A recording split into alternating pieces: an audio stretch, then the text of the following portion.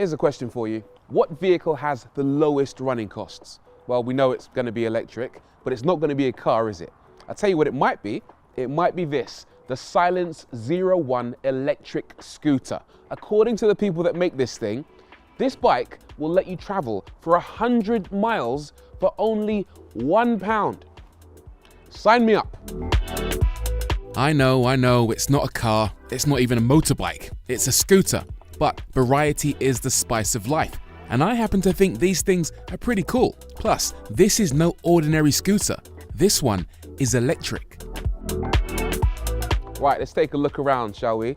It's not an unattractive thing, definitely not small. It's around 2 meters long, although that's good because it's got room for yourself as a rider and also space for a passenger on the back as well. But it is still quite narrow, which means you can zip in and out of traffic, no bother whatsoever.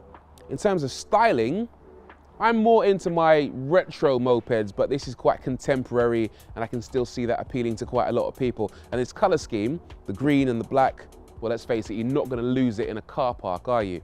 It's got LED headlamps, LEDs for the indicators, and also an LED display on the dashboard. I'll come to that in just a second, but back here, the seat opens up and reveals a lot of space for either 2 helmets or a small weekend bag, for example. Loads of room in there for your charging cables, etc.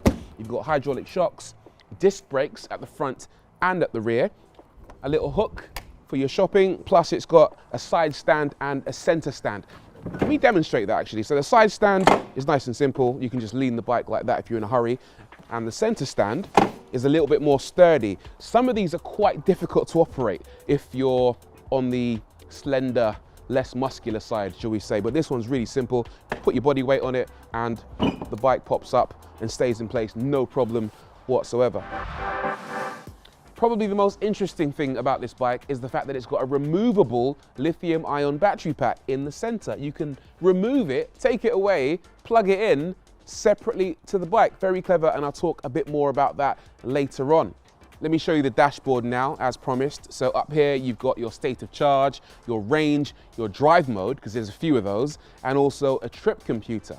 Just below that, you've got a couple of USB ports down here, which can come in handy for charging your phone. On the left-hand side, you've got this very, very clever green button, which works as a reverse gear. Watch this. If I press this and turn the throttle, it goes backwards. Very clever. But what we all want to know is, how good is it at going forwards? Let's go.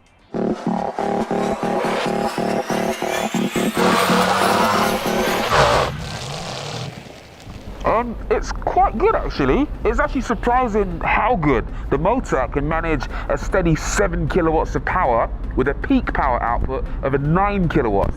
Now, 9 kilowatts is not a lot of watts. It's around 12 horsepower in old money, but that's not bad. It's what you'd expect from a moped.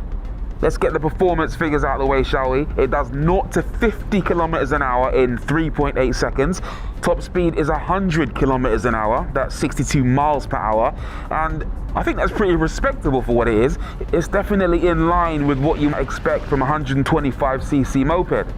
Actually though, it's better than a moped, isn't it? Because listen to it, it's silent and it's smooth, there's no vibrations at all. I hate the sound of mopeds, I really do, they're so annoying, but this thing's sweet and it won't annoy your neighbours, which is good.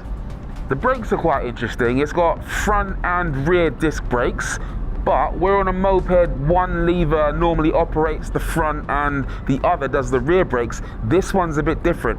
The left lever brakes both wheels at the same time, so there's less danger of doing a stoppie or a skid or flying off the thing.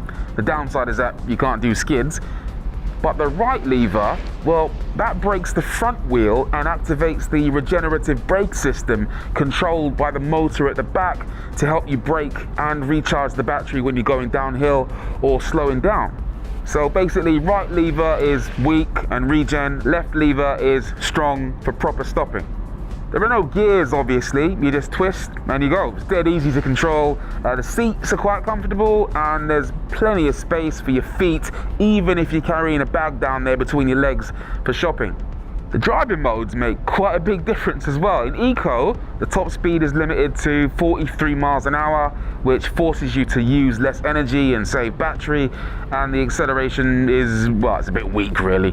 In City mode, the top speed goes up to 52 miles an hour and you get a bit more acceleration. And then in Sport mode, that's when this thing unleashes hell, by which I mean it will reach a top speed of 62 miles per hour. But in this mode, it's also really responsive and accelerates quite nicely.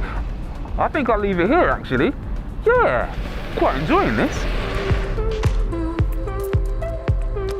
So it rides pretty well. Now we need to talk about the battery, because like I said, that is the cleverest feature on this bike. Let me show you. All I do is I unlock the seat, open it up, pull a lever under here, and then pull this up and yank it out, and there is the battery pack. It's a 5.6 kilowatt hour unit, which gives the bike a range of about 82 miles, which is on a par with what you'd expect from a normal petrol moped, and I certainly wouldn't want to ride further than 80 miles on a single charge. But the idea behind this is, even if you don't have off-street parking, you can pull it out, wheel it around and take it wherever you need to go, whether that be into a block of flats or up a set of stairs, for example. Although I will warn you, it's quite heavy. The bike itself is 111 kilos, and this feels, I'd say, like probably around 25 kilos on its own. But it is still quite maneuverable because it's on wheels, it's got a handle, and it's very easy to plug back in. Just line it up pretty roughly with the bike and then slide it in, and Bob's your uncle. The battery itself, ooh, nice lights, takes around 6 to 8 hours to charge up, which is pretty decent on the whole. It's a clever technological solution, and I can't see any real problems with this. Plus you get a workout. Nice. What's also clever is the fact the Silence has its own app, which does quite a lot of things. You can remotely open the seat for some reason, set off the hazards and horn to help you if it is indeed lost in a car park, look at your GPS position, which might be handy for tracking down a stolen bike, and plan a route to see if the bike will make it to your destination. None of these features are essential, of course, but most are quite nice to have. So, what are you paying for all of this? Well, the S01 will cost you just under £5,000, which is similar money to what you pay for a petrol scooter. What's more impressive though is the running costs. This might be one of the cheapest vehicles you could ever run. Silence reckon it'll cost you £1 to go 100 miles, and you really can't argue with that, can you? So all things considered, I quite like the idea of this. Obviously, a lot of us still need to rely on a car, no debate about that. I mean, I've got 3 kids, so doing the school run is not really an option with this. But if you live in a big city, I reckon these things make a lot of sense. It does everything a normal moped is supposed to do, but has the advantage of being quieter, less smelly, a bit greener, a bit cheaper to run. Yeah, for me, these make a lot of sense.